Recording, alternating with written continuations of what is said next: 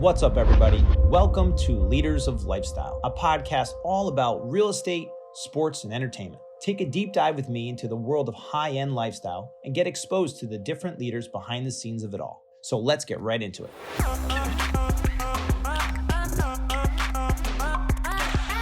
Welcome, everybody, to Leaders of Lifestyle podcast. I'm your host, Michael Ferraro, and we have a special guest with us this week. Matthew Breitenbach from the Breitenbach Advisory Group is here with us. And I'm going to read a little bit about Matthew and go over some of his bio before we jump in. So Matt started his real estate career at 22 years old.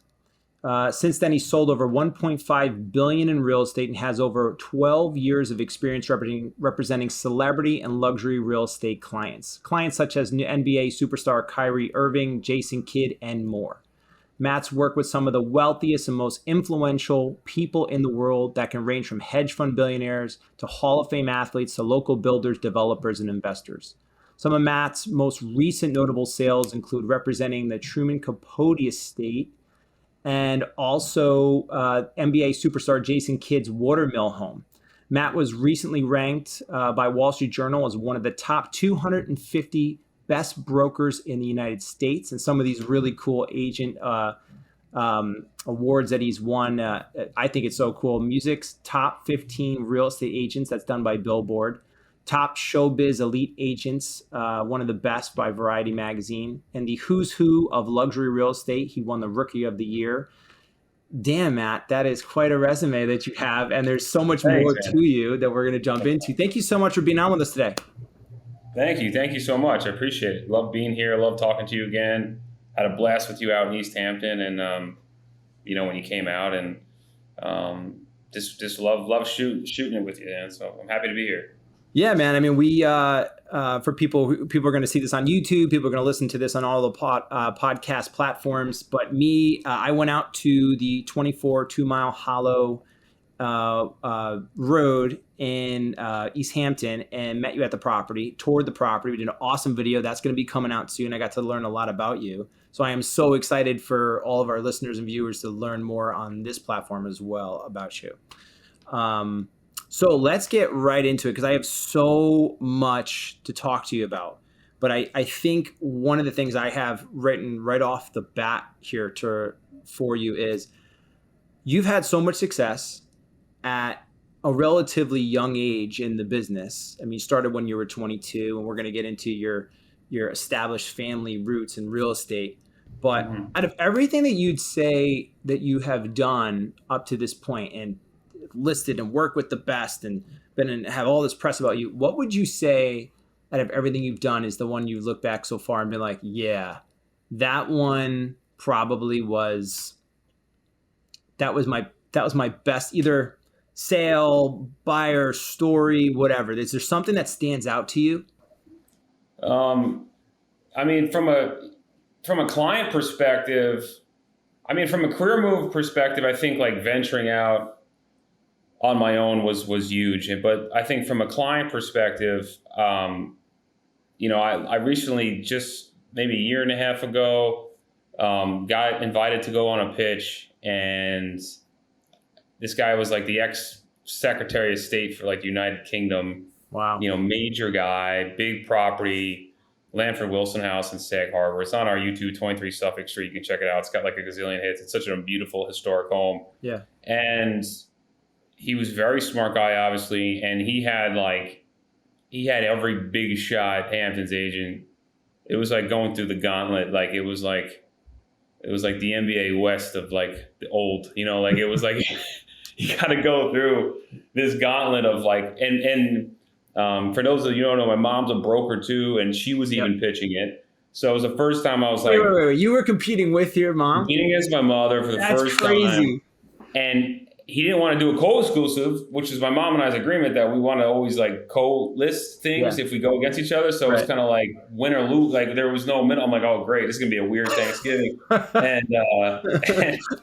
and it was some really big shot agents. And like, we went in there, and I remember it was like, July in the Hamptons, like traffic, like I was like 5 minutes late for this appointment. And I go into the house, and this guy just like lays into me, Really? tough as nails, like, you late? He's like, I don't care that you were late. I care that you didn't tell me you were going to be late. And I was like, it's fine. In my head, I'm like, what? I'm like, I rebounded from that. And I was like, I never, like one of my team members in the foyer, and we're sunk, dude. Like, this is going to go south. Like, we're shot out of the, like, I'm like, and we're fighting. I'm like, why did the pit, we're like, damn, we're like flustered. But we went in there and we nailed it. And we had a really good conversation, really tough conversation, but we talked, and I think it really when we realized, like, the move I made coming to Compass, the move I made, revamping, a lot of stuff I was doing, redirecting my marketing, that like this is like I was like arrived as a new generation broker. Like, I can go against these old guard guys, and I'll go toe to toe, and like, they better look out because I'm coming in hot. Like, I was here. Like, it kind of arrived on the scale. I made a lot of noise when I got that listing. They were like, whoa, like, us, some big brokers were like, Mac, not as like, who, like, and I'm a name and I'm known, but like, I mean, it was a major listing, and I think we took a very objective approach to it. Like, a lot of brokers are blowing smoke, and I think he appreciated my honesty. I was like, no, you don't want to price it at 11. We got to price it at 9, and we're going to get 9.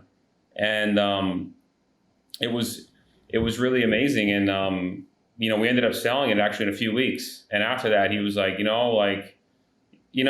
there's, I have war stories as well. Like, it doesn't all go this way. If anyone's listening to this, and be like, oh wow, every listing is gonna like, you're gonna like triumph. I think, I think winning, when you get to win is, what's tough about real estate is like a win or loss. I don't know if I'm going off here. Stop me. No, this is great. The real estate guy. I was please go. But like, listen, like, in this business is win or lose. Like, and my mom taught me so much, and then we can go into another point. Like, she's everything to me. I love her, and she's like, I learned so much from her, and I still hear her little voice so many times. But like, one thing I never heard tell me too is like, win or lose, like, there's no middle ground in real estate. There's no second place, there's no third place, there's no fourth place. You don't get a little ribbon. There's no like fourth place trophy, right? So you win or lose, you get the deal or you lose the deal. And it's vicious in that regard. And I think, when you get to win, and I know how much I went through, like, over the years to go into a pitch like that and win was like big for me. Like, the fight, like the grind, like the sacrifice, like the long hours and the changing different brokerages and rebranding, and no one sees it, Yeah. Like, all it took to get to this moment where I'm going into like one of the, and it wasn't the biggest deal I've done in my career. I've done over $9 million deals, but it was like this, like the type of listing it was, the type of client it was, and the competition, it just like kind of exasperated to a very big situation. But it's that battle every day, and that, working for that greatness, for those wins. And I think it's like, just, it was big for me to get that win there. It really was, it felt good. During an Olympic year when everybody's probably watching the Olympics and gold medals and doing this stuff. And I'm a big athlete myself. Yeah. Putting in that dedication and those time, the blood, sweat, and tears behind the scenes that nobody sees. Right. And then getting there, competing, which I don't care what you're doing in life, everybody competes, and being on the top of that mountain and actually getting that listing must have been an absolutely kick-ass feeling. That's just, it is. That's been awesome. It is. It's, I read a quote by Kobe Bryant recently. I heard a quote. He said, always chasing those wins, never done. And he was retired at that time. Right. So he was like, in his life, his approach to life, he was always chasing W's. Like, he's going to approach everything like, I'm going to win, in this situation. And like, right. Listen, like, I don't want to like come off like, so like a self-centered kind of thing. But I think in this business, you really have to be ruthless with winning, because there's no middle ground. And if you don't make money, like, there's no support, right? There's no base salary. There's no, it's either you get it or you don't, right. And, it's I always call it a high contact sport because of that. Absolutely. So you went into this pitch, and I think everybody at one time or another has gone into that, like that pitch where you just immediately hit friction for whatever the reason. They're like a high D personality. They want to drive the conversation. You're like, you want to take over, you want to do something, but there's already combativeness right off the bat. I think people I don't want to leave this topic without going over this, because I think from someone like you who has so much experience, even at a young age, who's been in the business as long as you have, who's taken down some big whales and worked on some huge houses, what is it that you think that you did in there that maybe turned it around? And what was it about what you do so well that you explained to him or were able to break down to him that he was like, Matt's my guy. This is something that I got to work with this guy. Yeah, I mean, something I've always believed in. I think what we turned it. I mean, one, we stayed calm. We didn't like. I mean, we had a. You know, we didn't. I mean, we didn't fully implode. I mean, we had felt it in here. But other than that, we kind of fired through. And you know, I think we held it together. We stayed calm. You got to take a punch. I think in this business, yeah, you definitely got to. You know, like, and I deal with some volatile people, and they come out and actually, I would work with this seller down the road.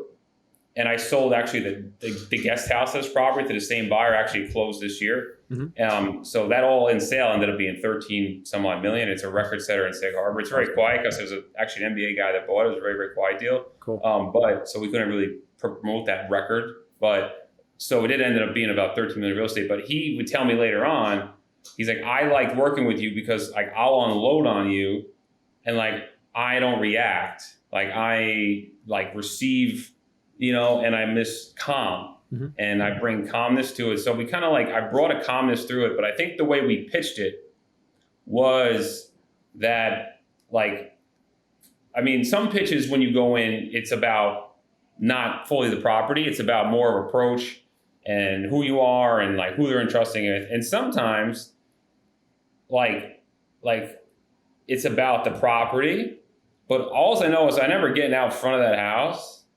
And I looked at my teammate and I said, whoa, like that was intense. I felt like I just went through a Senate confirmation hearing, you know, like he's guy's like an ex-politician. Yeah. Like we just got like, went through the ringer, but I was like, I had a good feeling it went well. But we really, I think what was good with him, which I think was good, he said that we brought realistic expectations to the pricing and the strategy. And we were very I took a very objective based approach to it, you know?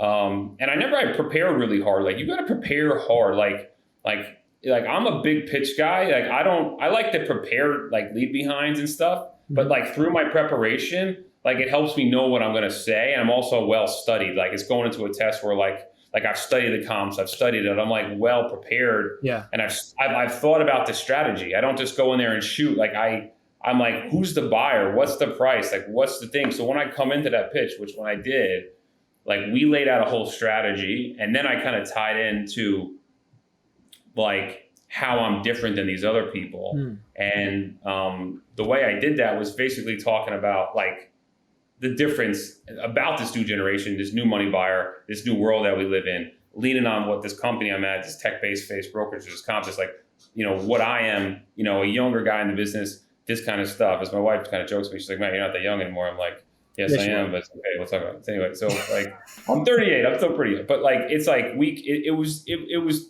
positioning, right? Like in a pitch, it's like, there's a problem and you need, like, where's the solutions, right? And I think you need to be the solution to the problem. Right.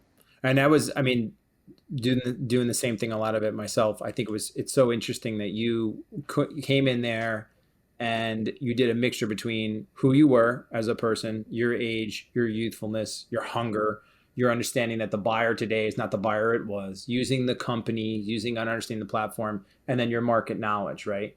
I think that going in there and trying to take somebody who probably came out you like, he's so worried about you're 5 minutes late, and in the back of your mind, you're like, I'm about to lay out literally like boop, boop, boop, boop, boop, boop, boop. So where he's not structured, boom, here's this logical structured plan as to how we're going to go from A to B and get the property sold, and it make complete sense. And that probably just brought it down like, this guy's got his stuff together. Like it probably was great. Yeah. I mean, I took the whole afternoon to work on it. I don't really spend it, you know, like I spent a lot of time. I remember like I'm in the Southampton office. The Compass marketing team is based in the Bridgehampton office. I sat in like the lobby of the Bridgehampton office with my laptop and was like banging away on a Google document, going back and forth to the marketing, office across the like little alleyway there, right. Popping in there and, you know, going back and forth. And, you know, I think through that, I was really well studied. And if I didn't have that, you know, through the creation, it was helping me also like really dive into it, that I could speak to it really well. And I think if I didn't have that after the start to that pitch, it would have went south really quick, Did like you do just to be like a able to marketing, confidence. like a pre-done, did you go in there with paper or digital and like have a pre-done marketing plan that you showed him when you were there on like a laptop or?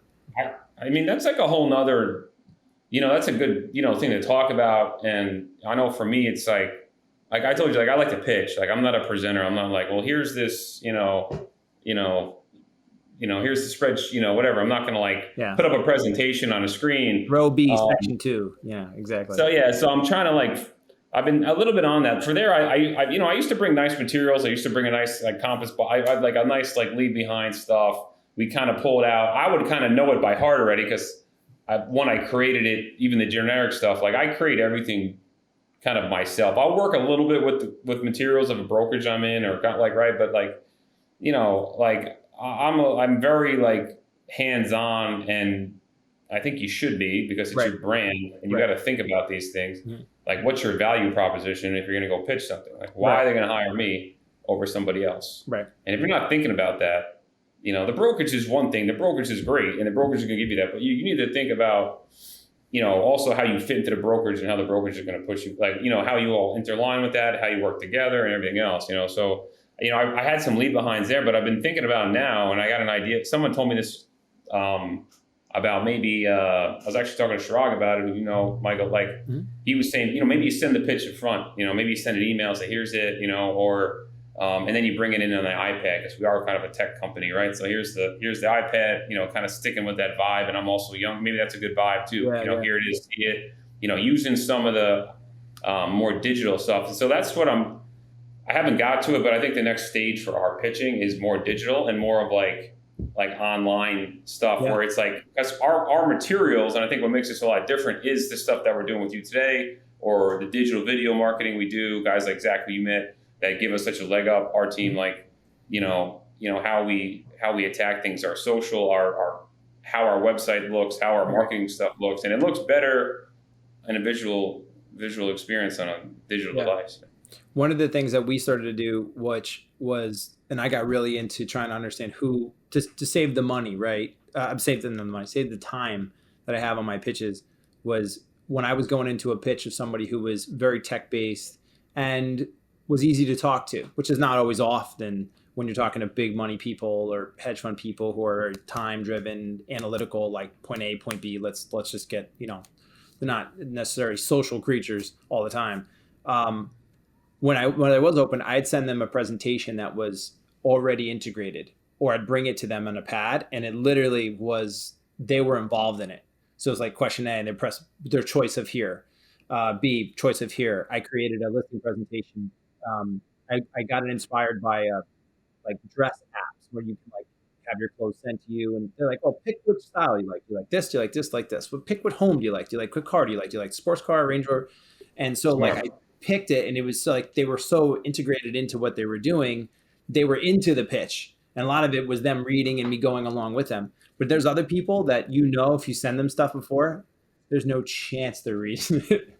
There's no chance they're reading it, and you're meeting them for the first time, and they're like, 30 minutes. How much do you think my house is worth, and how fast are you selling it, and why would I pick you? And go. Yeah. And you're not sitting there like, oh, page 2. Let me go to page 2 of it. Like, you're not going to do it. I think there's different situations, and I've heard this too, and I don't fully. I heard once. I heard a talk one time with a guy that I used to work with, a business guy, like consulting guy, and he used to say you're either the favorite or the fool. When you go into a pitch, and I'm like I believe that, but I also don't believe it all the time. Like I do believe sometimes it's an even playing field. I do believe sometimes you go and you're the favorite. You know you're the favorite. You feel that you're favorite. Maybe he's talking to one other people, but you're basically like you got a layup. Like it's pretty much laid up for you. But then sometimes you go in there and you're like, I got to run a gauntlet like the one I just mentioned. You're like, I don't think there's any clear favorite. I think there's like a gauntlet that needs to be ran here. Because I didn't know that I got hired. I didn't know that guy from a hole in the wall. I never talked to him my entire life. I got referred from an interior designer who's a friend of mine and I sold the house to and loves me. That was his interior designer. So I got referred in there. I never even talked to him before, So, I mean, I was going up against guys that that rented his house for $1 gazillion that he knew, like that he actually hired to represent him on a rental as his listing agent for the rental, on a high-end rental. So if anyone was the favorite, it's probably that guy, right? So sometimes you do feel when you're the favorite, but sometimes I do feel like it is a little bit more of a neutral where you got to work from it. We all love the pitches as real estate brokers, like where you come in there and you feel like, all right, this is kind of a layup. I'm good. I'm kind of in already. And you can feel it, and then you just got to kind of dive into the property.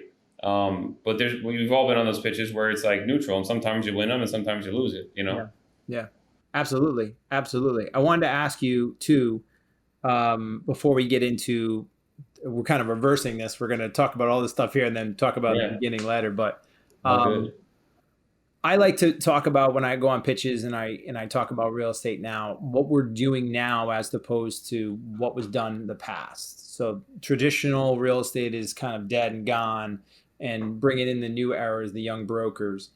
So in what way, to whoever it is, when you're explaining how we're revolutionizing real estate going forward into the future and how we're changing the world with Compass and everything that we're doing, what do you talk specifically about any one way, whether it's the way we're doing lifestyle videos or targeted marketing? Do you talk about any one tool or one thing that you're like, this is really setting me apart, that I have this?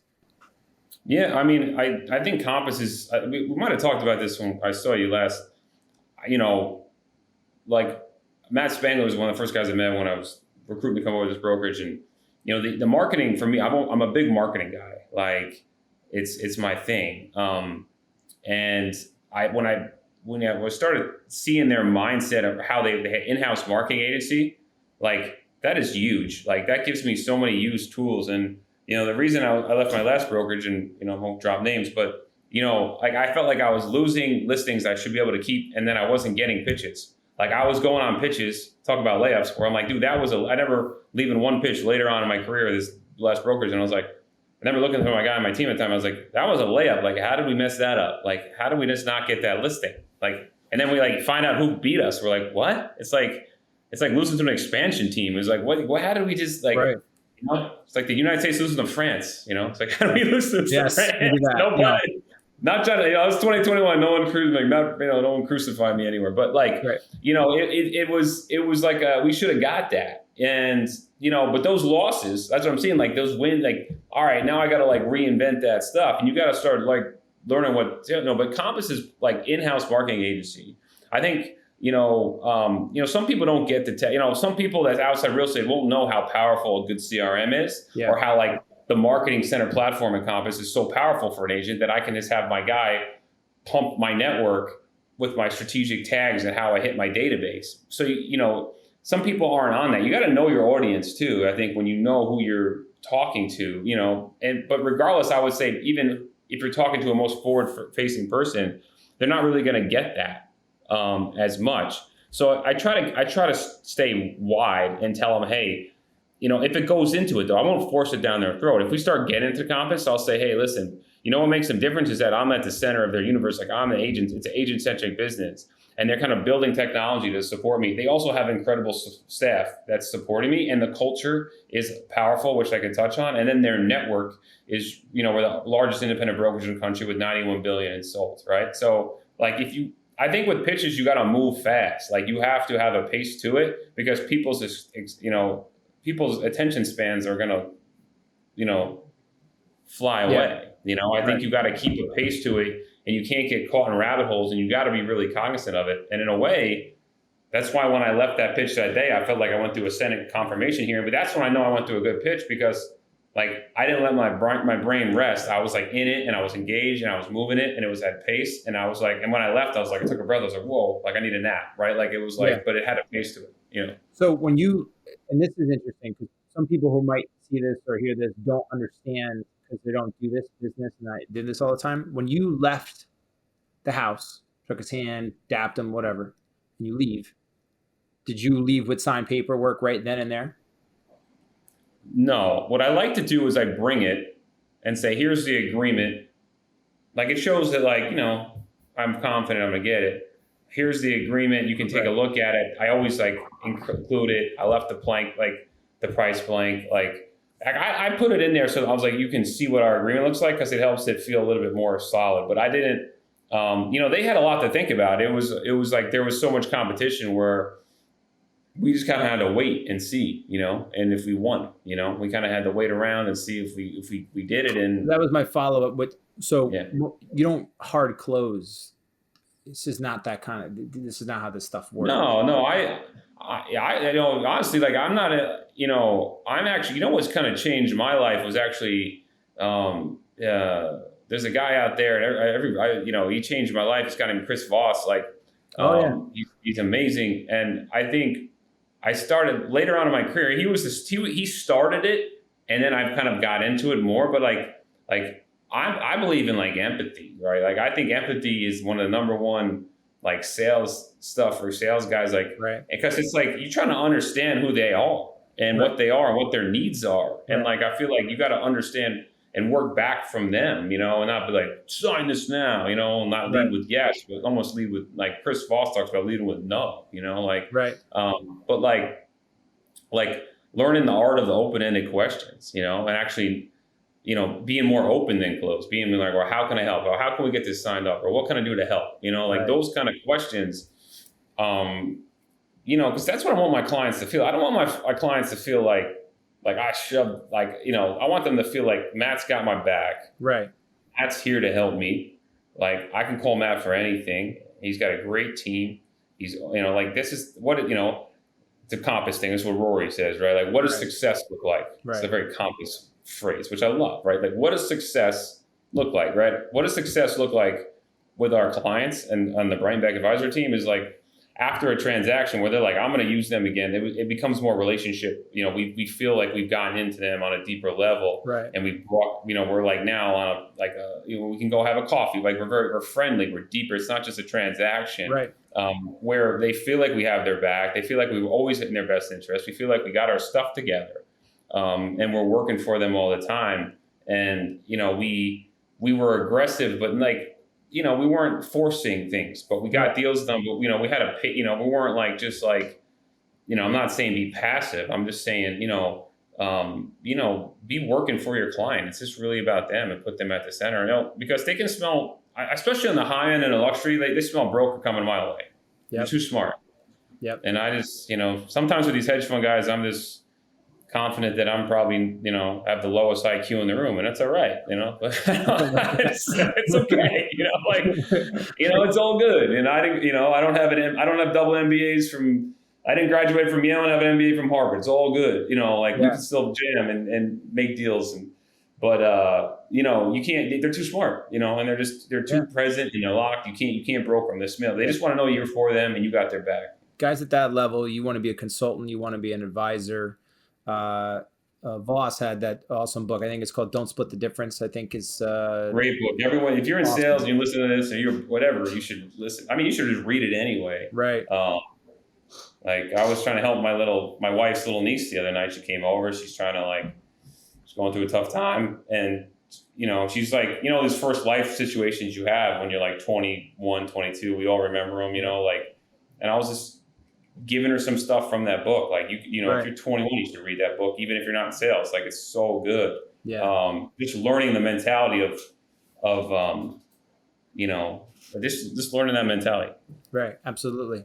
And being there with the open-ended questions. I mean, there was a great book. I can't remember the name, but I put it in one of my my coaching books that I did for some clients. And it was just does it make sense for us to do this? Does it make sense? And what would you say the next steps are? So it's not a yes or no. It's not me telling you one way or the other. It's advising, consulting, and kind of going through in that way. These guys, you're going to have relationships that are going to last a long time, and their business means the world. So you have been super successful. So everybody listening and watching out there, listen to exactly what Matt says and how he's explaining it, because when you're working with clients at the level that you're working with clients, the difference between people getting jobs or not getting jobs or winning the property or not winning the property or what listing, whatever, is the difference between how they come off and what you're saying. And the littlest things for these people that catch everything are important. So that's great insight, man. Thank you so much for sharing all that. No problem. Let's go. I think, and people are going to learn more about this as well when they watch the video of the tour of the property. I want to touch on two things.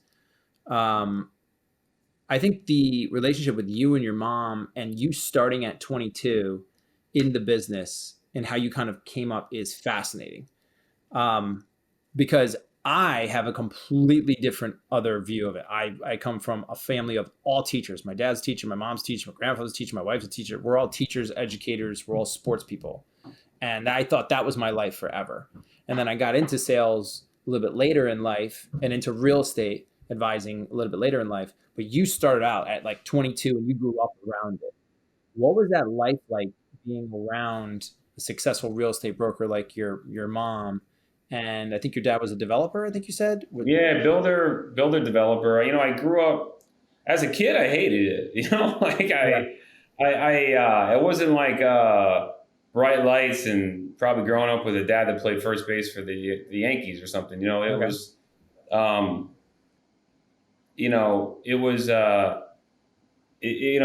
saw the work ethic though. I mean, this stuff I would lean on later on in life because I would see what it took. It was annoying as a kid because it was like all they talk about is how real estate all the time and work. And I'm like, they're just very engaged and grinding. But I saw what it took. I remember my dad driving me home from school and, picking me up from sports practice. And I got to go check out this site. And the guys would still be working at 5:30 at night and framing a house. And this is before cell phones. I didn't have anything. I'm sitting there, running around the job, like throwing dirt mounds and sitting in the front seat of his truck. But, so I kind of grew up around just the whole thing. It just kind of I guess it kind of became ingrained in my blood. But, what drew me to the business was not really observing them, but I think it was which is probably what you need to make it. You need something inside of yourself, what made me was I had always had an entrepreneurial spirit. I had this, I'm not a contained person. I am not, you can't tether me. I hate being tethered. Yeah. I'm not a 9 to 5, sit at I couldn't, I needed to kind of be I think that's why at the end of my probably career working with my mom, I think was, struggling with I needed to get out in front and be leading it, and I think that's for me, that was it. So, my entrepreneurial spirit was really what drew me there. And I think of wanting to get into a field where I had, I could utilize some of my creative talents. And, I realized that you needed money to make money. I remember being 22, I had an English degree and I went to Gettysburg College and driving around the battlefields of Gettysburg, deep thinking after finals week, it's freaking early morning. I just got my paper done. I just was let me go get a thing from 7-Eleven. I'm like, what am I going to do when I get out of here? What am I going to do? And it just kind of dropped in my head. It was, kind of divine. It was just it just kind of this whole thought process, my mom's in real estate. I could maybe make money doing that and start other companies or, take the money and create something and, do something pretty amazing. And what I found is that I ended up just falling in love with the business and falling in love with real estate and the whole thing, something I never thought I would, but I did. So I think that's interesting. So you went to Gettysburg to get an English degree. When you went to college, were you thinking that you were going to do something after college, or were you I don't really know, but this is kind of interesting to me to get this degree and we'll see what happens? Did you have a whole other life plan before real estate? That wasn't going to be something else? I think, not to speak about myself in the third person, but I think if you could look at me now and be all right, Matt, all these great things you said about me on this podcast, which I really appreciate, man. And thank you. But there's some cool stuff I've done in my late 20s and my 30s, in this business and my accomplishments and stuff. And it's me, I was a mess, 18. I didn't know, I was very, I was all over the place. I didn't know what, I ended up just at a liberal art college and, Gettysburg. It's a great school. I just kind of went where the best place I could go, and you kind of see with a lot of people that get into kind of these kind of professions or entrepreneurs, we're not the best students. I think I feel like I'm an intellectual person. I actually love to read. I'm a big reader. I love reading. But again, it was that containment of things was hard. I was very confused. I didn't know what, I think I was all over what should I, major or I should be. And I think if, now being a father, it's like, I feel like I could at least impart wisdom on my kids to see what they can do. But it's, I think getting in the business at a young age and being very confused at a young age has given me, talk about empathy, high levels of empathy for me to like I actually like to invest on my team. I like to hire, like you met Zach, Zach's a 25-year-old kid. I hired Zach, intern for me while I was at college, and I hired him right out of college because I know that life, and I want to impart wisdom to them to be like, these are just great years to learn and grind and it's like be a sponge, in those years. And you have time, to, you hear Gary Vee talk about this a lot too, about kids that are in their 20s, just go and just,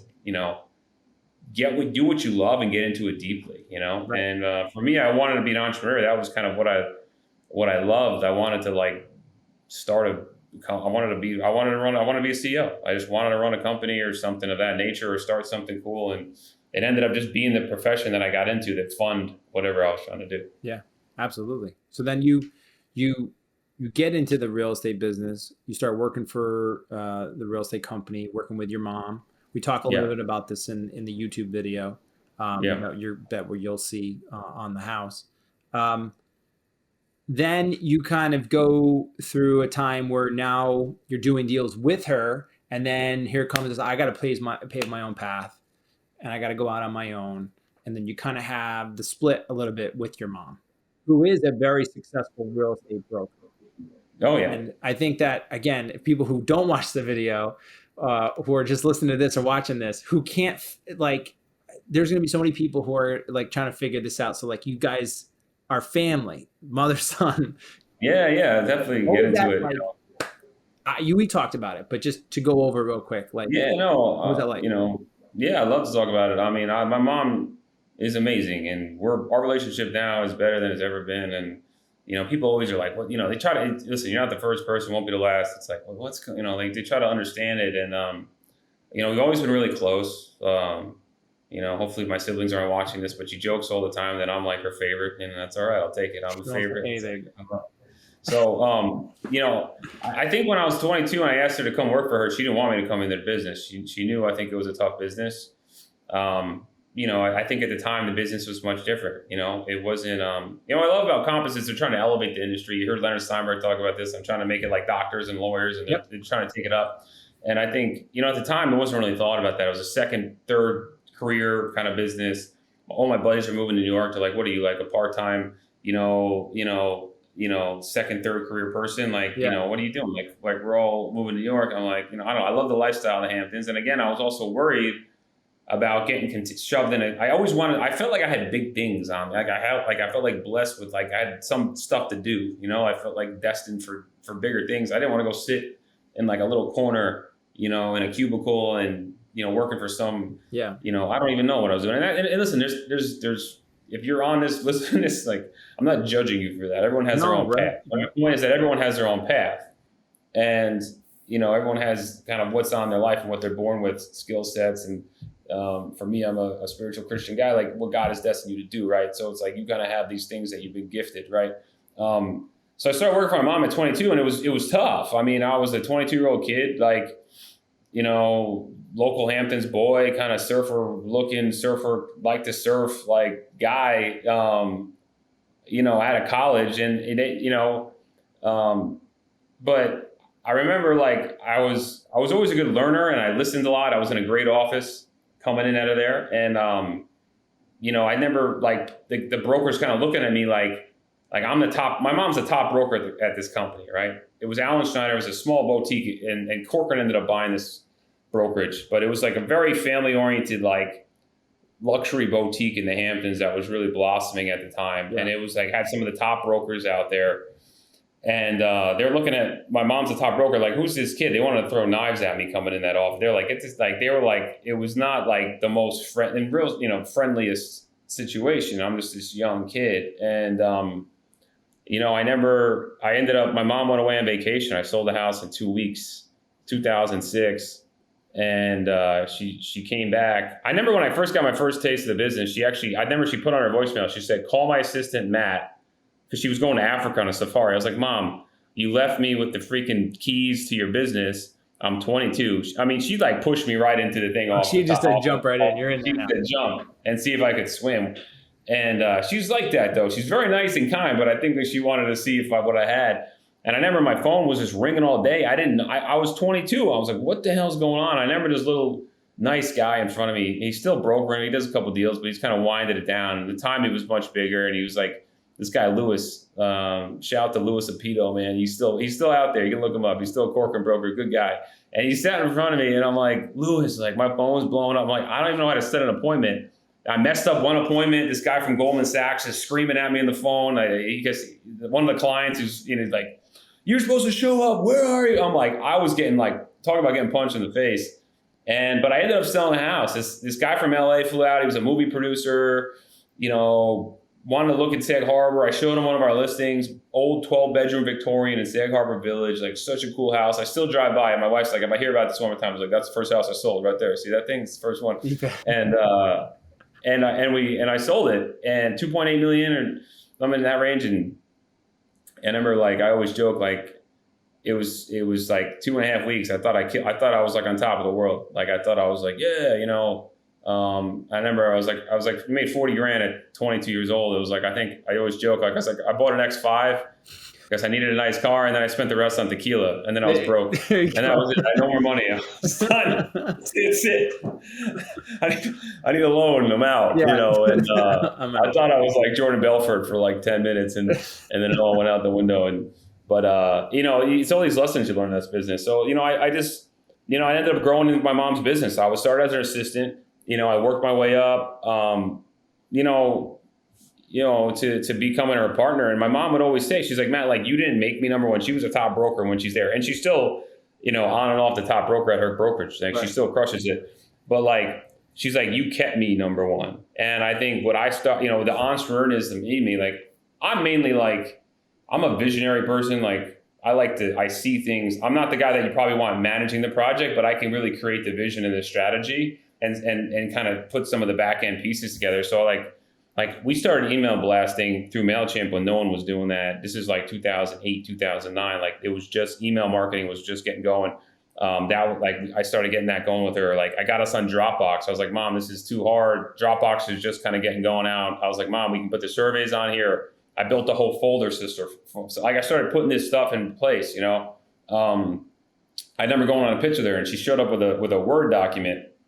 This is like 2009 or something too, and I'm like, Mom, what the F is that? Like, we're pitching, like, we're going on, this guy's like worth like $200 million. Like, you printed that on Microsoft Word. Like, don't we have like a picture book, or like, what can we do something, Yeah. So like, that's when I got into the pitches. So I started doing all our pitches, and I would, it just started growing. I started talking more in the pitches. Like, that's, I talked about people being a sponge. Like, for my mom, this is what I look for young agents when I'm trying to hire people. It's like for my mom, I was like, Mom, can I drive? I was like, I'll research the whole route. I'll drive on the appointment. She's like, yeah. And I would just listen to herself. I would just sit in the front. I would drive the car. That's all. I would drive the appointment, and I would listen to her just do it. I would sit in the office. I'll go to the office every day. I would listen to guys sell. Listen to guys broker. I would listen to how they do it. I listen to how they talk. I listen to how they, in a sales meeting, how they pitch the listing. This guy, Gary DePurgis, Gary's still selling too. I don't care, he's my competition. I'll give him props, right? Like, I remember him. He was the best guy in that sales meeting back in the day, where he would he just loved his listings, and he just had a great delivery. And I was like, oh, I love that. So you just like keep learning. I was a sponge. I kept going. I kept growing. And I think like, I started kind of like, I think I started getting kind of very confident, and then I wanted to like do more with the business. I was kind of getting in, and then I wanted more to do more. I've just always been that type of personality and drive to do it. So I think, I realized that my mom was kind of constricted. There was limitations to how much she wanted to change. And I couldn't push the boundaries more than that. And I respected those boundaries because, my mom earned that. Talk about earning wins. I mean, she freaking earned that. I mean, she came from nothing either. My family doesn't come from anything. My grandfather was a firefighter. My other grandfather was a plumber. Like we're not like generational wealth. Like my family came out here and hustled. So like, I respected her hustle. She came as a mom of 3 kids. My youngest sister went to school and she started with nothing. And my dad was a builder. My dad told her like when she started, like, you can keep doing it if you got enough to take us on vacation. And she's like, yeah, we went to St. Lucia that year and we did. I remember that trip and it was amazing. Like my dad wasn't even that supportive when she started. And I was like, Mom, this is your business. Like I'm ready for like I said, everyone's got their destiny, what's on them to go do. I'm like, it was cool. So like we went to lunch and it was very cool. And she was so supportive and so amazing. She was like, Matt, I love you. I appreciate, go do your thing, whatever you need to be happy, to feel content, and for me, I was tired of everybody in this business. I went to dinner with a mortgage broker last night and I was like, the broker community in the Hamptons, sometimes like the mob, you can't keep them happy. They always got something to say, right? They're always like, and I was saying like, but for me, I use it as motivation. Like I used it as motivation that they were like, everyone treated me like I was just like Susan's son, that I had all my successes from her, and that, that I use that as chips. It's like Michael Jordan in The Last Dance, he's like looking, he used to pull that stuff to bring that energy to get after, inspire me. And I was like, you know what? Like when I went out on my own, I came out of a cannon. Like I was like ready to just like, because I knew like if you ever do this, anyone's on this podcast and listen to this too, like if you're ever in a group and you're on a team and you're going to go venture, if you're going wide right, God bless you. I did that. It's awesome. All props, but you got to come in hot. Like you can't come out and sputter.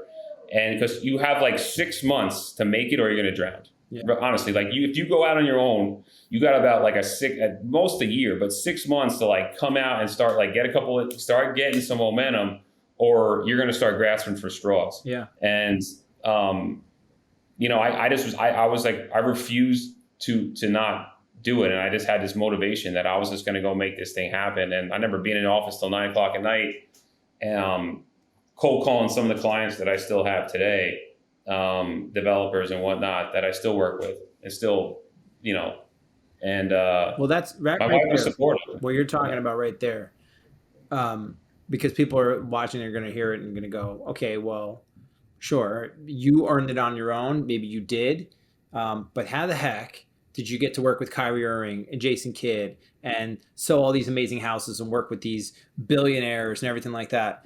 And I'm sure some of it was because referrals and business and people have worked with other people and stuff like that. But I'm sure there's also another part of it that nobody wants to talk about because they just want to figure it's all easy, of hitting the phones and starting a relationship that starts with a call and then works all the way to a friendship and then a referral to this person, right? So I'm sure it wasn't just given to you to work with, hey, here's Kyrie and Jason Kidd, and no you started that way. No way. I mean, I think guys that, I think like you gotta love the process more than a result, like I love strapping on every day, going and putting, like, I call put money in the bank, like getting the calls, making those calls, doing those things, like, making those relationships and getting after it. And I think it took a lot of, I call brick by brick. Like, I think it was like, just like day after day, like doing the same, like going after it, pushing it, making those calls, emails, texts, following up, doing, like going after it hard. And I think when you get the opportunities, you got to close them and you got to make it happen. And then it's like when you have these happy clients, like then you start getting the referrals and you get moved in. And, I got Jay Kidd from a client. He actually showed up at a house I was marketing.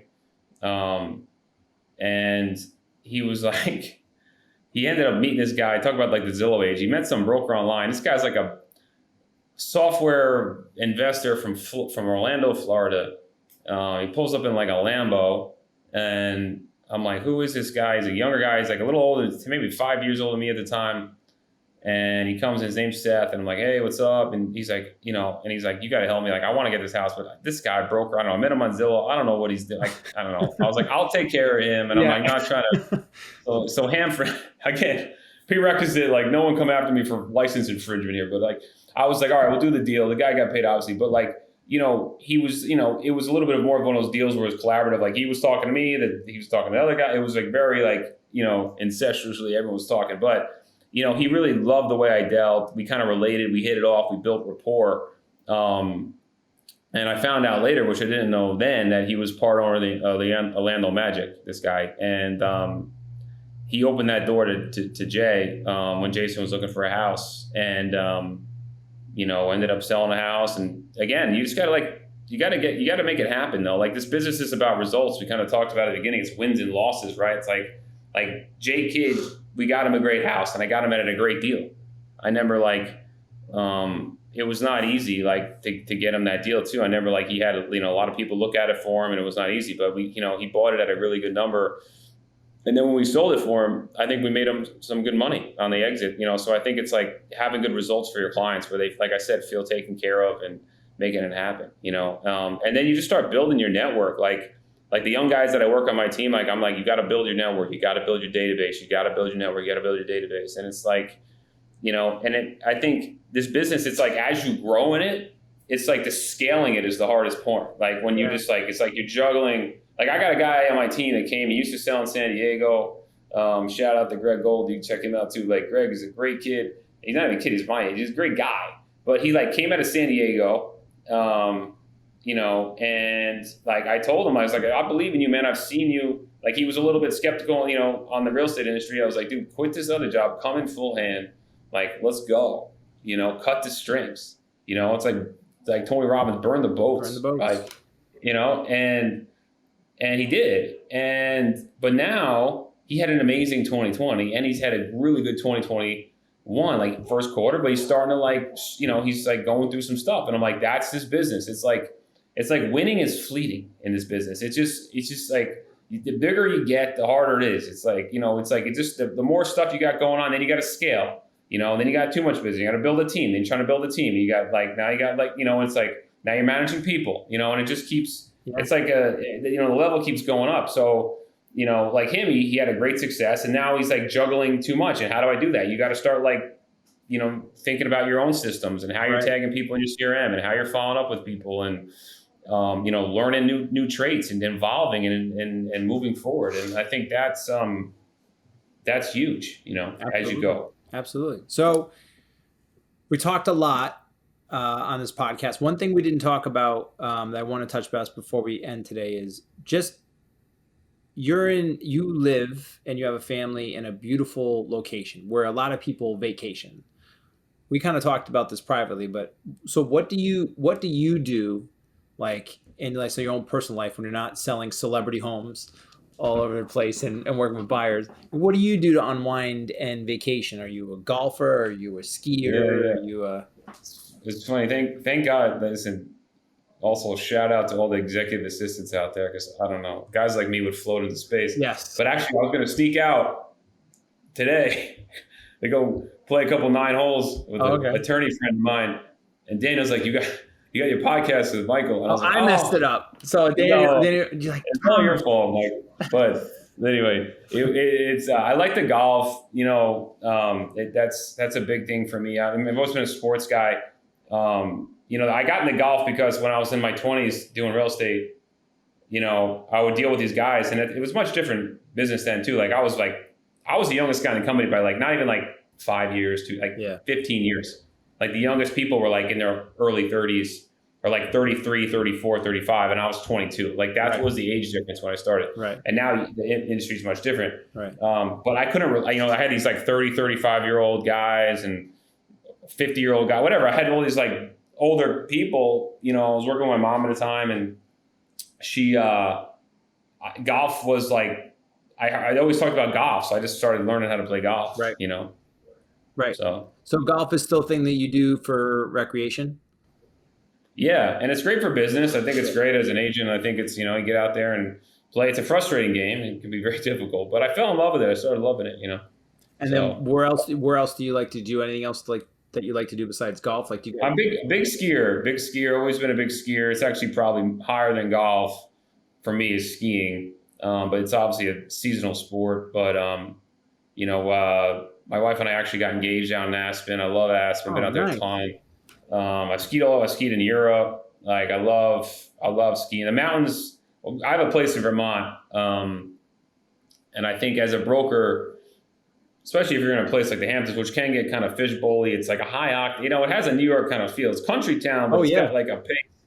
And just to get out and detail, just to get out and I love New England, just like get out in the mountains there and just take a breath. And how did you go from? I know you're from the Hamptons. Where was your first experience with skiing? Did you go on a family trip and you just fell in love with the? No, my dad was my parents were going to move somewhere to start a family. It was either the Hamptons or Aspen, right? And my dad was a big skier, and so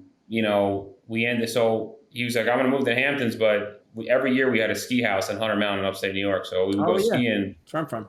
Like for my, until my mom started selling real estate. And that's when I also realized the sacrifice of real estate. Like I watched my own family dynamic change when my mom started selling real estate. And it's also led me to try to start a team and build a different model because, it's a tough go, especially as a family guy and you're in this business and you're working 7 days a week. It's not necessarily healthy, and it's not necessarily healthy for not only for anything, your relationships or physically or anything. It can be a grind. Right. So that's awesome. So you have golf and you have skiing. You have an amazing family. Thank you. And you have an amazing career. You're an awesome guy. And I want to thank you so much for, number one, having me over to your property in East Hampton, which I'm so excited to portray and show and for everyone to get to see. That's coming out soon. For also just being on here and giving us so much invaluable information on yourself and your career and tons of insight from a pro like you. Tell everybody where they can find you, reach you, check you out. Yeah, no doubt. And I appreciate you, Mike. And just so everyone knows too, like I'm still learning, I'm still growing. I hope it helps anyone out there. I'm still learning myself, and you gotta grow every day, and that's one thing to do. So you can find me at Matt Breitenbach on Instagram, at Breitenbach Advisory on Instagram. BreitenbachAdvisory.com is our website. So thanks again for having me. I appreciate it. Absolutely, man. And to everybody out there, check out Matt. He is awesome. And the Breitenbach Advisory Group is the best in the Hamptons. And again, thank you so much for being on. And ladies and gentlemen, again, thank you for watching and listening. And Leaders of Lifestyle podcast. Until next time, take care.